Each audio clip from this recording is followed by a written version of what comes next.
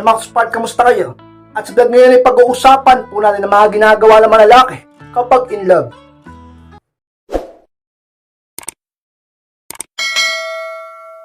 At kung handa na kayong lahat, masarap po tayo. At muli, be inspired!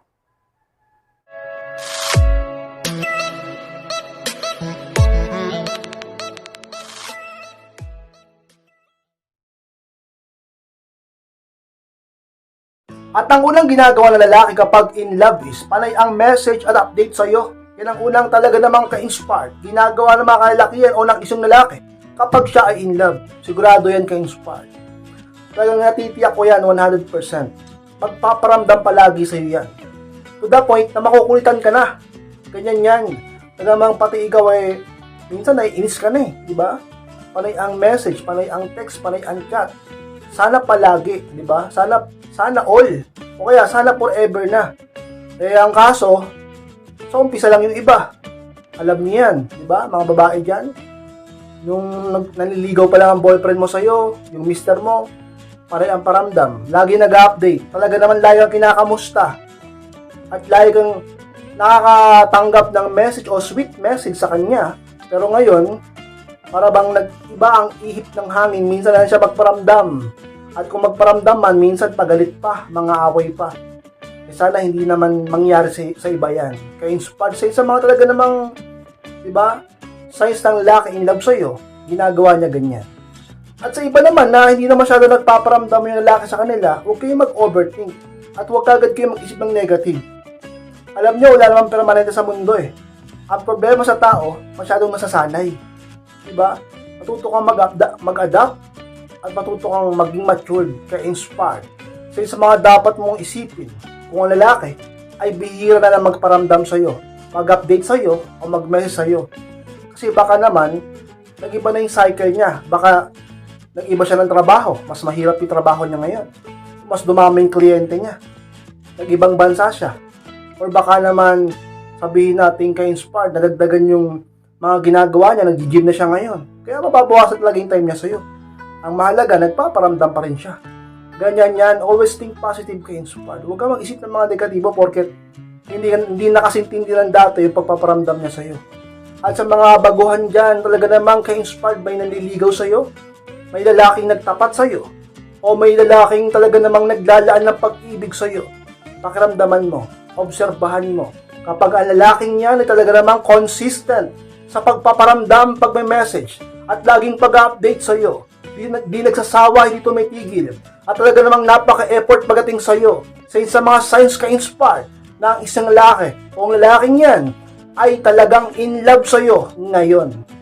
At ang pangalawang ginagawa ka-inspired ng mga kalakihan kapag in love is madalas kang lambingin. Ang pangalawa ka-inspired, alam nyo, isa talaga yan sa mga talaga namang senyales na in love ang lalaki sa'yo. Sobrang sweet yan. E ganito ba magiging sweet yan? Sa iba, na wala naman siyang masyadong pag-ibig o pagmamahal? Hindi ba't sa'yo? Talaga namang nagpapatibok ng puso niya? Ganyan yan ka-inspired. Ikaw ba? May lalaki ba ngayon na maniligaw ka na sobrang sweet sa'yo? O ang boyfriend mo na yan? O ang mister mo na yan? Sobrang sweet sa'yo? Ay napakapalad mo. Dahil ibig sabihin lang yan, mahal ka niya. Diba? Kasi hindi naman kasi mapipigilan yung paglalambing kapag mahal ka ng tao eh. Mahirap pigilan ang sarili kapag kamahal mo ang isang tao. Sapagkat pag-ibig yan eh. At isa sa mga talaga namang ka-inspired paltandaan, senyales, at makikita mo sa isang tao kapag ito ay talaga namang mahal na mahal ka o malaki ang gusto sa'yo, talaga namang mahalaga ka para sa kanya, ay lagi siya nagpapakita ng care, talaga namang lambing at pagmamahal. To the point na talaga namang yung iba sa inyo nakokornihan na. Pero wag ganyan. Sapagkat ang pag-ibig ay talagang ganyan. Sa isang taong nakakaramdam ng pagmamahal sa'yo, makakaramdam talaga siya ng ganyan upang lambingin ka. Sapagkat mismong siya nahihirapan siya, napigilan ang kanyang sarili at ang kanyang puso. Nahanapin ka, lambingin ka, kausapin ka, laging mag-update sa'yo, mag-effort sa'yo, sorpresahin ka, paglaban ka, at talaga namang ka-inspired habulin ka. Sa mga talaga namang paltanda na dapat mo makita, ginagawa ng lalaki kapag in love sa'yo, ka-inspired. At ang pangatlong ginagawa ka-inspired ng lalaki kapag in love sa'yo is panay ang gastos at libre sa'yo. Ang pangatlo ka-inspired. Talaga namang ka-inspired sa pinaka ginagawa talaga ng isang lalaki kapag siya ay umiibig. nagiging galante. Minsan nga kahit walang trabaho, nagkakapera yun, dumidiskarte. Diba? Sa ibang bagay, tamad siya na dumiskarte. Pero pagdating sa'yo, kahit mangutang pa siya, kahit magtiyaga pa siya maghanap ng trabaho, diba? Kahit talaga namang bumali pa siya sa boss niya, at talaga namang magbenta siya ng gamit niya, para lang may pangyabang sa'yo, may panlibre, may panggasto sa'yo, sapagkat ka-inspired, ipapalakas sa'yo yan. Kahit pa-partner mo na yan, boyfriend mo na o asawa mo na, ibibigay niya ang lahat para sa'yo. Yan, dahil mahal ka niya. Totoo yan, ka-inspired. Ang problema, diba? Minsan naaabuso. Minsan naman, yung babae, ay yun lang ang pinapahalagahan sa lalaki. Nasanay kasi. Diba? Dapat talaga sapat lang. Kahit ang babae, nababalidate masyado yan. Kayo? Lalo na babae, sa totoo lang, mabilis lumaki ang ulo ng babae. Mabilis masanay yan. Ikaw, mabilis kang masanay. At mabilis lumaki ang ulo mo. Lalo na pag pinipid ang ego mo sa pamamagitan ng paghahabol niya sa'yo. Pero balansihin niyo ang puso niyo. Huwag lumaki ang ulo mo. Sapagkat may lalaki nagmamahal sa'yo ng totoo at tapat at laging handang mag-effort at manlibre sa'yo o gawin ang lahat para sa'yo. Lahat ba ng babae merong ganyan? Pahalagahan mo ang lalaki na yan. Huwag mong abusuhin, huwag mong sayangin. Sapagkat baka hindi ka na muling makakita ng ganyan. Ka-inspired. Kasi sa mga bagay na makikita mo sa kanya, sa boyfriend mo o sa asawa mo, o sa manliligaw mo, kapag talagang mahal ka niya, or talagang in love yan sa'yo, handa siyang gumasto sa'yo, handa kang laging ilibre, handa kang laging talaga namang ka-inspired paglaanan ng kanyang budget, at wala siyang kumpay sa paggawa niyan sa'yo, sapagkat mahal ka niya, mas mahalaga ka sa bagay na yan, sa pera, halimbawa, o sa mga bagay na talaga namang walang kwenta, kumbaga sa pag-ibig ka-inspired. At ang pang-apat na ginagawa ka-inspired ng mga lalakihan kapag in love is panay ang papogi. At pang-apat ka-inspired. Nako, totoo yan. Kahit ako, pag in love ako, nagpapogi din ako eh. Diba? Totoo yan. Panay hilamos, panay suklay, panay pabango, bumibili ng bagong damit. At laging, yung iba nga, akala mo, dinilaan yung buhok eh, ng kalabaw o ng baka. Ka-inspired, totoo yan. Alam nyo, ganyan talaga.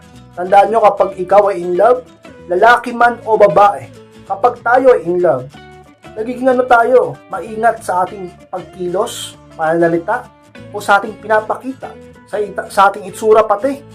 Ayaw nating tayo ay napapahiya sa taong gusto at mahal natin. At gusto natin lagi tayo yung talaga namang good ang itsura natin pagkaharap natin siya. O kaya naman okay ang personality natin pagdating sa kanya.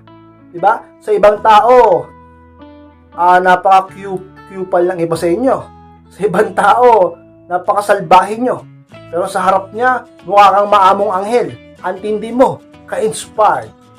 Ganyan yan. Pag ang lalaking in love sa'yo, panay ang papogi niyan. Ka-inspired. Napapansin mo ba yun sa lalaking nagmamahal sa'yo? Partner mo man o hindi, panay ang papogi sa'yo. Panay ang forma, panay ang diskarte. Laging mabango, laging nakaayos. Panay ang papansin sa'yo. Pansin na pansin mo. Talaga naman ganyan ang lalaki kapag ay in love sa isang babae, ka-inspired. Ano man namang ginagawa ng lalaki ka-inspired kapag in love is madalas ibaba ang pride para sa'yo. Napalima ka-inspired. Alam nyo sa mga totoo, kapag ang lalaki talaga namang mahal ka, hindi ka niya matitiis at laging handang magpakumbaba para sa'yo. Ang problema, sa kadalasan, kapag kaganyan ang lalaki, minsan lumalaki talaga ang ulo ng babae. Totoo lang, aminin nyo na. Diba? Siyempre, tao lang din naman tayo. Ganyan talaga. Pag tayo ay masyadong nababalidate, nagpipiling entitled, pipiling sobrang ganda, sobrang pogi, talaga namang napakapiling valuable, diba? Kasi may naghahabol sa atin eh. May pumupuri sa atin. May nagmamahal. May nababaliw. May nagkakagusto sa atin. Anong pakiramdam? Diba't masarap? Ka-inspired. Talaga naman ka-inspired. Tapos pag hindi ka hinahabol, pag hindi ka na binababaliwan, pag hindi ka na binabalidate, ikaw naman ngayon ang maghahabol sa kanya. Sapagkat namimiss mo yung dating ginagawa niya sa'yo? O dahil sa namimiss mo siya dahil naramdaman mo ngayon ang halaga niya? Diba ka-inspired? Kaya pag ang lalaki handang magbaba ng pride sa'yo, dapat matuto ka rin na magpatawad or ayusin ang sitwasyon. Baka minsan yung babae na nga ang may mali. Tapos yung lalaki pa rin ang nagsusorry o nagbababa ng pride. Hindi laging lalaki ang may problema. Hindi laging lalaki ang may kasalanan. Minsan babae din. Ganyan yan. Diba? Ngayon, pag lalaki ay handang magbaba ng pride sa'yo, minsan kahit ikaw pa ang may mali, eh mahal ka talaga niyan. Sabihin ng ibang babae dyan, sana all ka inspired. Bakit sana all? Eh, yung boyfriend ko eh. O bakit? Anong problema sa boyfriend mo? O yung isa naman, ka-inspired, yung mister ko. Anong problema sa mister mo? Eh, napakataas ng pride. Hindi magawang ibaba ang pride niya para ayusin ang relasyon namin. Para kausapin ako. Para magkaayos kami. Alam nyo kasi mga ka-inspired, may mga lalaki talaga na mataas ang pride. Alam nyo ba ibig sabihin ng pride? Sa ibang salita sa Tagalog ay mayabang. Kayabangan yan. Diba? Pagmamataas. Eh, diba tinuruan ko na kayo kung paano ibaba ang pride ng lalaki? Huwag mo siyang habulin. Kaya tumataas lalo ang pride niyan kasi pinapalaki mo ulo niyan. Habol ka ng habol. Anong pakiramdam niya? Ang sarap. Hinahabol mo siya. Feeling pogi siya ngayon. Feeling napakahalaga niya ngayon. Diba? Dahil niya pa yung pakiramdam ng presidente. May babaeng maganda ikaw na naghahabol sa kanya. Oo, maganda ka. Bakit ka maghahabol? Diba? Imbis na maghabol ka, mag-self-improve ka. Patunayan mo sa kanya na mali siya, na iniwang kanya o ipinagpalit niya sa iba. Hayaan mong siya ay magsisi kapag ikaw ay naging high value na. Kapag ikaw ay mas lalo ng gumanda, sumeksi, yumaman, sumikat o maging tanyag, maging successful o maging kaakit-akit palalo. Hayaan mong sabihin niya sa kanyang sarili na nagkamali siya sa ginawa niya sa iyo. Mag no contact rule ka. Imbis na maghabol ka, mag self-improve ka. Imbis na magmakaawa ka, huwag mong ipilit ang sarili mo sa isang tao na hindi nakikita ang iyong halaga. Ka-inspire. Sa mga talagang dapat mong tandaan. At yun ang mga bagay na ginagawa ng isang lalaki. Kapag talagang in love sa'yo, ka-inspire. At pang-anim na ginagawa ka-inspire ng isang lalaki na makalakihan kapag in love is, madalas kang suyuin. Yan ang pang-anim ka-inspire. Alam niyo, ibig sabihin ng pagsuyo, kasama na rin yung panliligaw eh. Sinusuyo ka, nililigawan ka. Eh, ganun din, pag nagtatampo ka, nililigawan ka para hindi ka na magalit. Para bumalik na yung loob mo. Ganyan yan. Sinusuyo, di ba? Ganyan, nakikisuyo kasi may favor. Depende sa pabor. Ano yung pabor? Pag galit yung babae, pwede ba patawad na? Sorry na, magkaayos na tayo. Eh, yung pabor naman, pag naniligaw, sinusuyo ka, pwede ba sagutin mo na ako? Pwede ba makamit ko ng matamis mong oo? Ganyan yan ka-inspire. Talaga naman, kapag lalaki in love sa'yo, lagi susuyuin yan sa iba't ibang paraan, sa iba't ibang panahon, sa iba't ibang sitwasyon, at talaga naman sa iba't ibang talagang pag-uusap, ka-inspired. Ganyan ba ang boyfriend mo? Ganyan ba ang mister mo? Ganyan ba ang manliligaw mo? O sino mang lalaki ngayon sa buhay mo na nagpaparamdam sa'yo, nakaramdam ka ng pagsuyo niya? Anong klaseng pagsuyo ba ang ginagawa niya sa'yo? At ano ba ang dahilan ng kanyang pagsuyo sa'yo? Galit ka ba sa kanya? Nililigawan ka ba niya? Gusto ba niyang yayain ka magpakasal? At ano pa man yan, ka-inspired. Ibig sabihin lang yan, pagsuyo, nag-e-effort, gumagawa ng paraan. Nag-e-effort para sa'yo. Makuha ang damdamin mo. Makuha ang talagang mapansin mo. Makuha ang pag-ibig mo. Makuha ang gusto niya sa'yo. Real talk lang. Makuha ang gusto niya sa'yo. Ano man lang gusto niya sa'yo. Ang pag-ibig mo, ang pagpapakasal nyo, o ang pagkababae mo, ang yaman mo, o baka naman talaga namang pure ang pag-ibig niya sa'yo. Sinusuyo ko niya dahil talagang mahal ka niya at ikaw ang gusto niya maging ina ng mga magiging anak niya. Ka-inspired. Depende yan, kaya mag-obserba ka. Alamin mo ang totoo. Maging matalino ka. Huwag puro puso. Gamitin mo ang utak mo.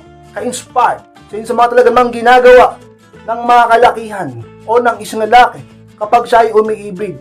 Handa siyang kumilos, mag-isip, mag-effort at maghirap. Suyuin ka sa kung naman dahilan, ka-inspired. Maxpad lang para mas lahat mo Maxpad sa pagtapos ng vlog nito. Huwag pong kalimutan na mag-like, comment, ensure na rin po upang makatulong din po tayo sa iba. At sa mga di pa po subscribe ay paklik na po ng subscribe box, click nyo na rin po notification bell upang maging update kayo pag may bago akong upload. Sa mga gusto magpa-coaching or magpa-advise, pakimessage lang po ako sa aking Facebook at po yung profile picture ko at pakichat ako sa Messenger. At ako mismo ang magre-reply sa inyo. Pag-usapan natin yung problema sa pag-ibig o relationship. Maraming salamat, Makit Smart. Mag-ingat kayong lahat. Mahal ko po kayo at muli, be inspired!